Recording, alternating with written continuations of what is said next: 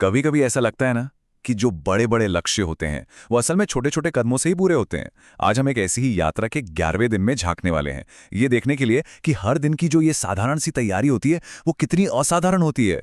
ये बात सुनने में कितनी सीधी और सरल लगती है ना, पर शायद यही सफलता का सबसे बड़ा रहस्य है। मतलब कोई भी बड़ा बदलाव ना एक ही झटके में नहीं होता। वो तो हर दिन की गई छोटी छोटी लगातार कोशिशों का ही नतीजा होता है। तो फिर पहला कदम क्या है? कुछ नहीं, बस हर सुबह उठकर अपने लक्ष्य को याद करना और उसके लिए थोड़ा सा ही सही पर समय निकालना, चाहे मन हो या ना हो। इसी को तो कहते हैं असली कमिटमेंट। तो आज है दिन नंबर 11। ये कोई जश्न मनाने का दिन नहीं है, कोई मील का पत्थर भी नहीं है। ये तो बस काम करने का एक और दिन है। और सच कहूं तो असली मेहनत इन्हीं दिनों में होती है, जब कोई देख नहीं रहा होता। देखिए, हर दिन अपने साथ एक नई चुनौती तो लाता ही है। तो आज की चुनौती थी मेडिवल हिस्ट्री, यानी मध्यकालीन इतिहास। चलिए देखते हैं कि इस विषय ने आज क्या कुछ सिखाया। आज का फोकस था दिल्ली सल्तनत पर। यह भारत के इतिहास का एक बहुत ही जरूरी और सच कहूं तो थोड़ा उलझा हुआ दौर भी है। इसे समझना थोड़ा मुश्किल लग सकता है, लेकिन अगर सही नजरिए से देखा जाए ना तो ये बहुत दिलचस्प हो जाता है। सिर्फ ये जानना काफी नहीं था कि दिल्ली सल्तनत क्या है। असली मजा तो तब आया जब ये सवाल सामने आया कि भाई इल्तुतमिश जैसे शासकों ने उस शुरुआती दौर में सल्तनत को बिखरने से बचाया कैसे, उसको मजबूत कैसे बनाया। बस यहीं से पूरी कहानी और भी दिलचस्प हो गई। और फिर पढ़ते पढ़ते अचानक से वो एक मोमेंट आता है। वो वाला पल जब सारी जानकारी, सारे डॉट्स आपस में जुड़ने लगते हैं और विषय एकदम साफ हो जाता है।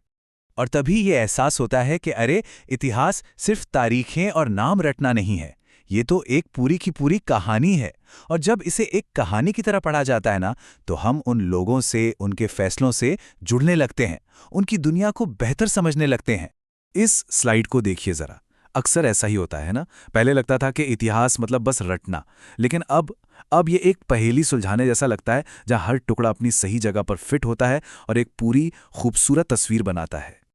लेकिन हाँ, दिन भर की पढ़ाई के बाद दिमाग का थकना तो लाजमी है, और इसीलिए थोड़ा ब्रेक लेना भी उतना ही जरूरी है जितना कि पढ़ना। आखिरकार संतुलन ही तो सब कुछ है। और ये ताजगी किसी बड़ी चीज से नहीं आती। शाम को बेटे के साथ थोड़ी देर खेल लिया, बस इतना ही काफी था मन को फिर से हल्का करने के लिए, नई ऊर्जा भरने के लिए। और फिर एक छोटे से ब्रेक के बाद वापस ट्रैक पर आने का समय, क्योंकि ये सफर रुकता नहीं है, बस थोड़ी देर के लिए अपनी रफ्तार बदलता है। तो दिन 11 का अध्याय यहाँ खत्म होता है। जो लक्ष्य था उसे पूरा किया, जो सीखना था वो सीखा। एक और दिन और एक और छोटी सी जीत। और यही सोच, यही नजरिया सबसे अहम है कि काम खत्म नहीं हुआ है, बस आज का हिस्सा पूरा हुआ है। कल फिर एक नई सुबह होगी और सीखने का ये सिलसिला यूं ही जारी रहेगा। तो आज का ये पूरा सफर हमें एक सवाल पर लाकर छोड़ता है। सोचने वाली बात यह है कि वो कौन सा छोटा सा कदम होगा जो आज के दिन को परिभाषित करेगा, जो हमें हमारे लक्ष्य के और करीब ले जाएगा।